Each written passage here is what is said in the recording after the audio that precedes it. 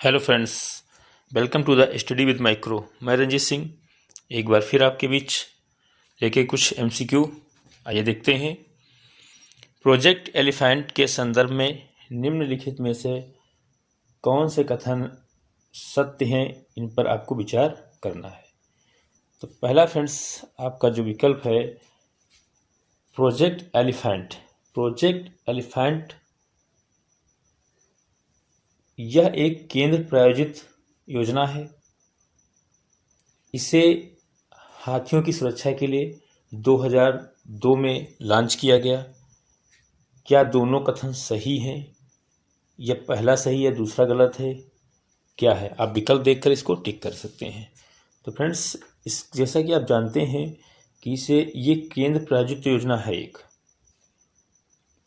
इसे 1992 में शुरू किया गया था, ना कि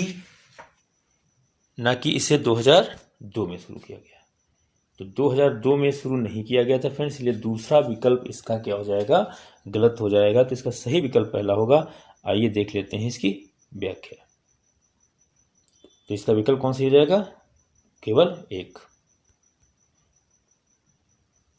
हाल ही में केंद्रीय पर्यावरण और वन मंत्रालय द्वारा 7 से 8 अप्रैल को काजीरंगा राष्ट्रीय पार्क में गज उत्सव एलिफेंट फेस्टिवल 2023 मनाने का निर्णय लिया गया। तो काजीरंगा नेशनल पार्क जो फ्रेंड्स है आपका असम में है, एक सींग के गैंडे के लिए भी फेमस है। यह प्रोजेक्ट एलिफेंट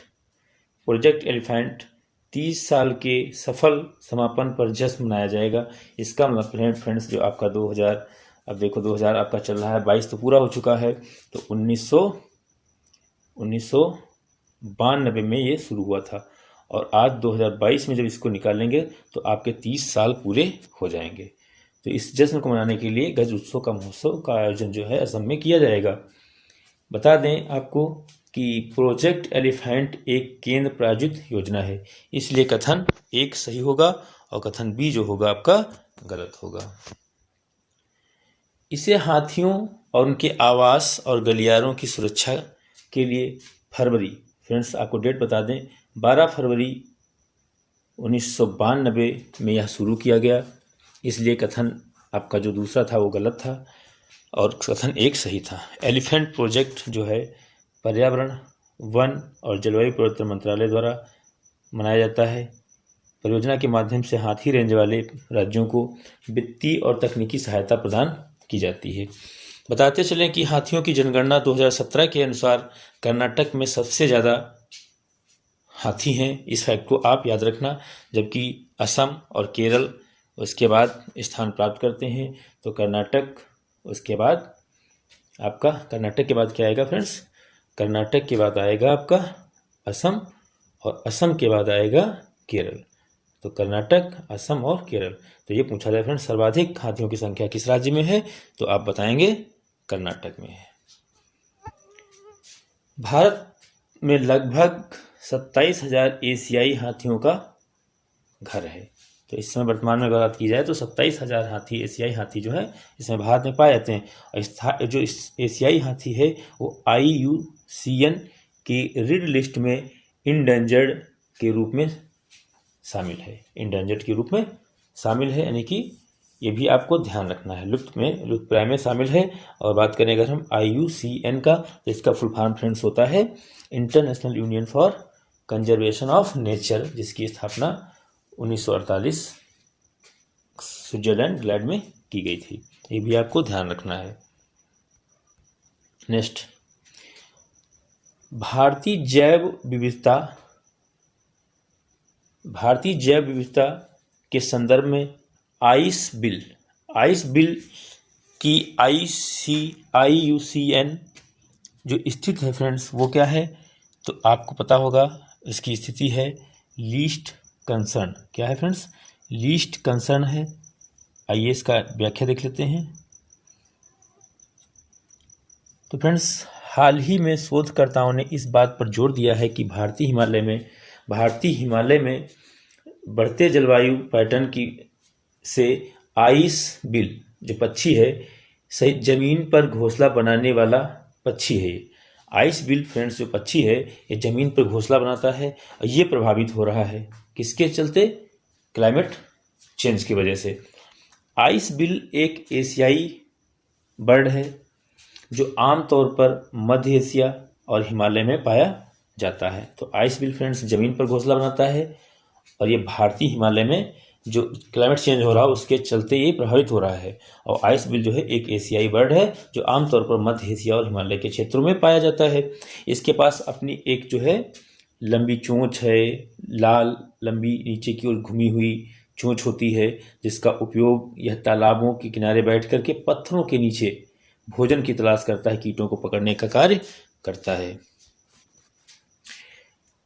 यह अपनी दुर्लभता के कारण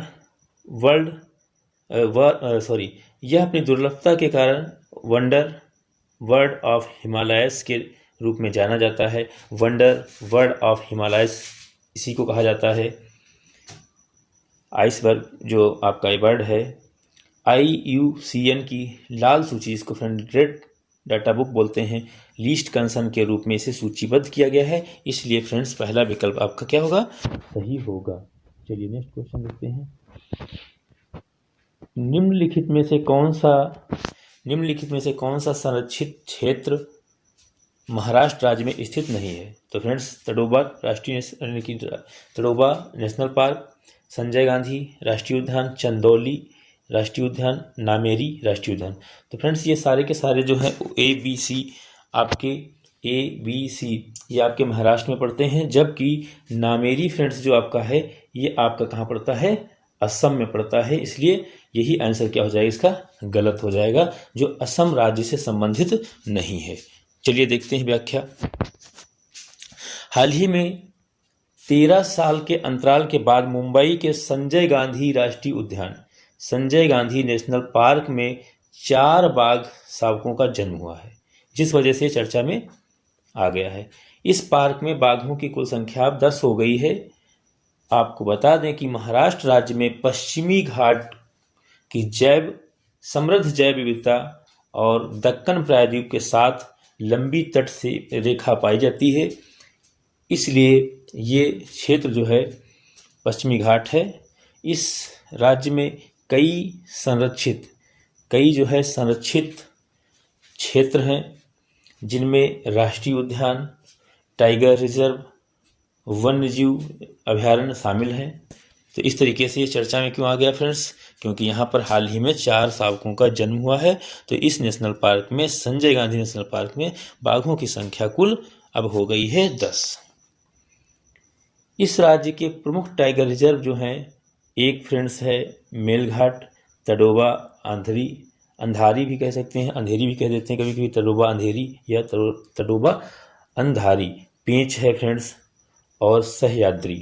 तो friends Sahyadri tiger reserve, Melghat tiger reserve, Tadoba Andhari tiger reserve और पेंच टाइगर रिजर्व, ये कुछ महाराष्ट्र के प्रमुख टाइगर रिजर्व हैं। जबकि राष्ट्रीय पार्क अगर देखे जाए तो संजय गांधी हो गया, चंदौली आदि शामिल हैं। हालांकि नामेरी जो नेशनल पार्क है ये महाराष्ट्र में नहीं है, ये असम राज्य में है और ये एक नेशनल पार्क है।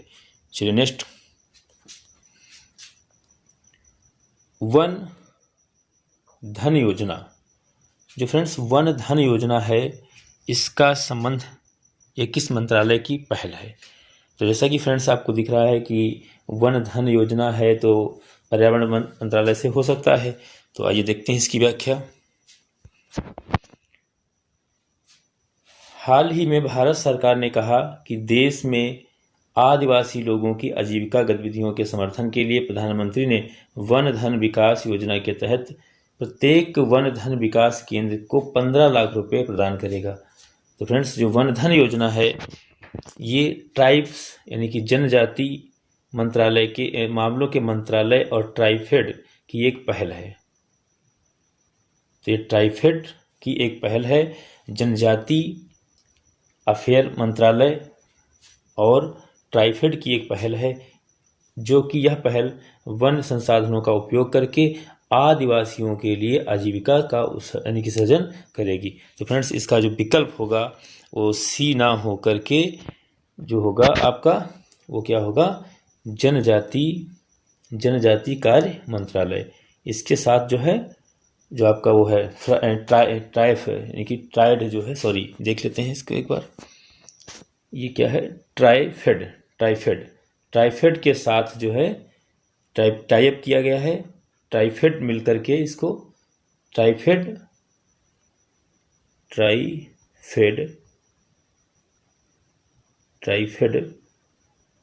और जनजाति कार्य मंत्रालय मिल करके इस पहल को शुरू कर रहा है। 15,000 रुपये की धनराशि के साथ, इसमें 15,000 की जो धनराशि है, 15 लाख की जो धनराशि है वो प्रदान की जाएगी केंद्र सरकार की तहत से। चलिए, इसे 14 अप्रैल जो फ्रेंड्स है, 14 अप्रैल जो डॉक्टर भीमराव अंबेडकर का दिवस होता है, उस दिन इसको लॉन्च किया गया 2018 में। और ट्राइफेड जो है फ्रेंड्स का पूरा नाम है tribal cooperative marketing development federation of India limited.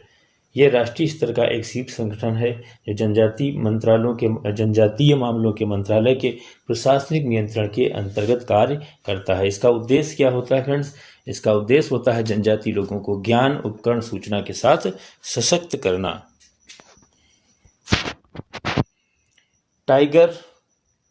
Tiger project के संदर्भ में निम्नलिखित कथनों पर विचार कीजिए। तो फ्रेंड्स, इसे 1993 में लॉन्च किया गया। यह पर्यावरण एवं वन जलवायु परिवर्तन मंत्रालय का ही एक केंद्र प्रायोजित योजना है। तो फ्रेंड्स, इसका आंसर क्या होगा? तो हमें तो लग रहा है कि फ्रेंड्स इसका आंसर क्या होना चाहिए? इसका आंसर होना चाहिए, आप कमेंट करिए फिर देखिए इसका आंसर क्या होगा। इसका आंसर होगा डी। आइए देख लेते हैं। सॉरी, इसका आंसर जो होगा केवल बी होगा। इसका आंसर जो होगा वो क्या होगा? केवल बी होगा।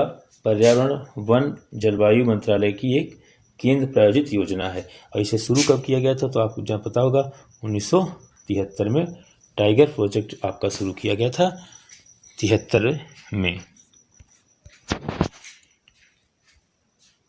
हाल ही में प्रोजेक्ट टाइगर ने अपने 50 साल पूरे कर लिए, इसलिए चर्चा में आ गया। प्रोजेक्ट टाइगर को 1973 में हमारे नेशनल एनिमल टाइगर के संरक्षण के लिए 9 टाइगर रिजर्व के साथ लॉन्च किया गया था। यह पर्यावरण वन जलवायु परिवर्तन मंत्रालय की एक केंद्र प्रायोजित योजना है, इसलिए इसका विकल्प जो होगा आपका वो सही होगा। इसका विकल्प जो सही होगा आपका केवल बी विकल्प सही होगा।